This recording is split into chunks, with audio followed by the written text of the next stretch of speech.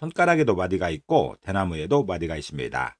마디는 하나의 개체를 작은 단위로 구분하는 매듭이지요. 반갑습니다. 셋단자 804강입니다. 오늘은 마디 촌자를 중심으로 하는 5개 한자를 셋단자로 해석해 보겠습니다. 먼저 중심자로 사용될 마디 촌자입니다. 마디 촌자는 마디를 의미하죠. 또 작다라고 해석합니다. 마디라는 것은 하나의 개체가 작은 단위로 나뉘는 맺힌 부분입니다. 그 작은 단위를 작다라고 해석하는 것이죠. 이 마디촌자는 열십자와 점주자로 구성되었습니다. 그 중에 열십자는 숫자 열을 의미하지만 붓으로 사용될 때는 완전하다고 해석합니다. 그리고 점주자는 점이지요. 하나의 위치를 말하고 있습니다. 그래서 마디촌자는 완전한 개체를 이루는 작은 점이 마디라 표현하고 있습니다. 다시 말해서 완전한 개체를 이루는 작은 단위의 경계를 말하는 것이죠. 그 경계가 마디라는 그런 설명입니다. 이렇게 대나무가 있습니다. 대나무 하나의 개체가 있는데 이 대나무마다 마디가 있는 것이죠. 중간중간에 일정한 비율로 마디가 있습니다. 이곳을 표현하는 글자가 마디촌자입니다. 마디촌자는 완전한 개체를 이루는 작은 점이 마디라 표현하고 있습니다. 다시 말해서 완전한 개체를 이루는 것 중에서 작은 단위의 경계를 마디라 표현하는 것이죠. 사용 단어로서는 촌촌전진이라는 말이 있습니다. 촌촌전진은 한 치 한 치 더듬어 나아간다는 뜻이죠. 매우 더딘 속도로 나아감을 이루는 말입니다. 그리고 방촌이나 분촌이라 할 때 마디촌자가 사용되고 있습니다. 중심자인 마디촌자에 또 하나의 부수를 추가할 때마다 또 다른 한자를 만날 수 있습니다. 이것이 바로 셋단자입니다. 마디촌자가 사용된 첫 번째 관련자는 마을촌자입니다. 마을촌자는 마을을 의미하지요. 마을은 주로 시골에 있는 것인데 여러 집이 모여 사는 곳을 마을이랍니다. 이 마을촌자는 나무목자와 마디촌자로 구성되었죠. 그 중에 나무목자는 나무를 의미하지만 붓으로 사용되게 되면 공동체로도 해석합니다. 그리고 마디촌자는 마디를 의미하고 작다라고 해석합니다. 그래서 마을촌자는 공동체의 작은 단위가 마을이라 표현하고 있습니다. 다시 말해서 나라를 구성하는 큰 공동체 안에서 작은 단위가 마을이라는 그런 설명인 것이죠. 우리나라의 행정구역도 비슷하게 구성되어 있습니다. 가장 큰 단위가 국가지요, 나라입니다.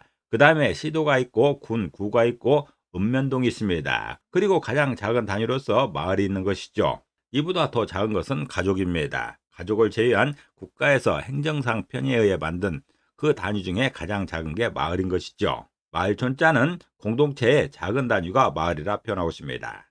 다시 말해서 나라를 구성하는 큰 공동체 중에서 작은 단위, 가장 작은 단위가 마을이라는 그런 설명입니다. 사용 단어로서는 자성일촌이 있습니다. 자성일촌은 한 집안끼리 또는 뜻이 같은 사람끼리 모여서 이룬 마을을 말하고 있습니다. 그리고 농촌이나 어촌이라 할 때도 마을촌자가 사용되고 있습니다. 두 번째 관련자는 칠토자입니다. 칠토자는 치다는 뜻이 있죠. 공격하다는 뜻입니다. 치다라는 것은 손으로 상대를 세게 부딪히는 것입니다. 이 칠토자는 말씀원자와 마디촌자로 구성되었죠. 그 중에 말씀원자는 말씀입니다. 말이지요. 마디촌자는 마디를 의미하고 작다라고 해석합니다.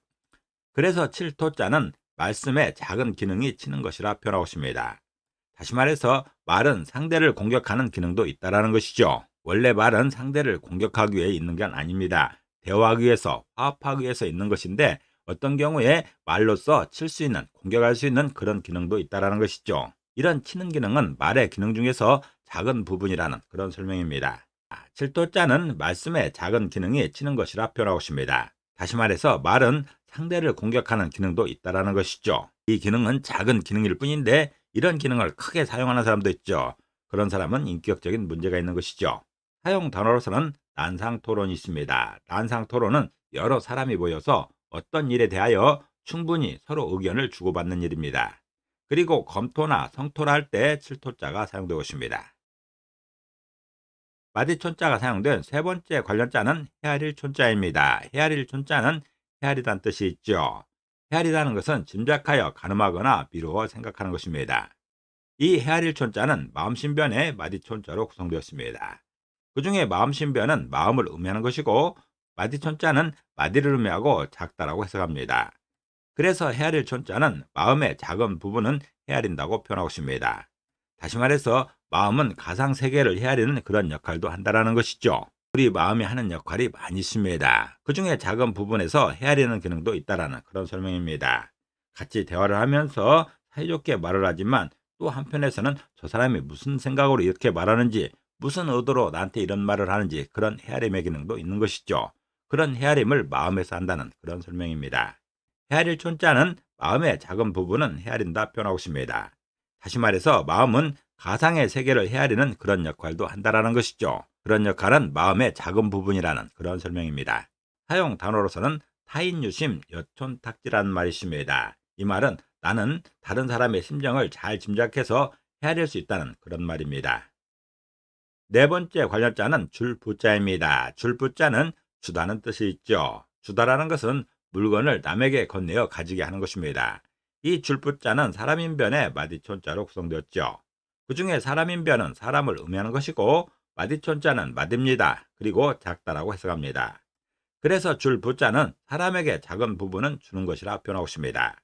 다시 말해서 자신의 모든 것에서 조금을 나누어 준다는 그런 설명입니다. 준다라고 해서 자신의 가진 모든 것을 주는 게 아니죠. 또 상당 부분, 대부분을 주는 것도 아닙니다. 아주 작은 부분, 조금을 주는 것이죠. 어떤 경우에 전 재산을 기부하는 사람이 있습니다. 이것은 아주 특이한 현상인 것이고 누구에게 줄 때는 나에게 가진 것 중에 작은 부분을 준다는 그런 설명입니다. 줄부자는 사람에게 작은 부분을 준다라고 표현하고 있습니다. 다시 말해서 자신이 가진 모든 것 중에서 조금만 나눠준다는 그런 설명입니다. 사용 단어로서는 신신당부가 있습니다. 신신당부는 거듭하여 간곡히 말로 부탁하는 것이죠. 그리고 부탁이나 분부할 때 줄부자가 사용되고 있습니다. 마디촌자가 사용된 다섯 번째 관련자는 위로할 위자입니다. 위로할 위자는 위로하다는 뜻이 있죠. 위로하다는 것은 따뜻한 말로 괴로움을 덜어주거나 슬픔을 달래주는 것입니다. 이 위로할 위자는 주검 시자와 보일 시자와 마디촌자로 구성되었습니다. 그 중에 주검 시자는 죽음입니다. 죽음으로 해석하는 것이죠. 보일 시자는 보이다는 뜻이 있는데 이 보일 시자는 제사를 올리는 제단을 표현하고 있습니다. 그래서 신으로 해석하는 것이죠. 마디촌자는 마디를 의미하고 작다라고 해석합니다. 그래서 위로할 위자는 죽음에 대해 신께서 주는 작은 선물이 위로라 표현하고 있습니다. 다시 말해서 재해를 당한 사람들이 신을 통해 받는 위로를 위로할 위자로 설명하고 있습니다. 어떤 사고로 재해를 당하게 되면 사람들은 굉장히 슬퍼하는 것이죠.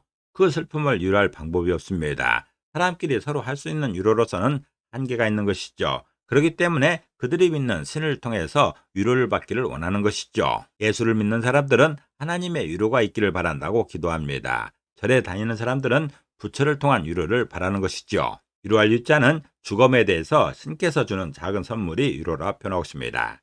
다시 말해서 재해를 당한 사람들이 신을 통해 받는 위로, 그 위로를 위로할 위자로 설명하고 있습니다. 사용 단어로서는 부마도유가 있습니다. 부마도유는 임금의 사유에게 주던 칭호를 말하고 있습니다. 그리고 유관이나 교위로할 때 위로할 위자가 사용되고 있습니다. 오늘은 셋단자 804강으로서 마디촌자를 중심으로 하는 5개 한자를 셋단자로 해석해봤습니다. 오늘 배운 것을 다시 한번 요약하겠습니다.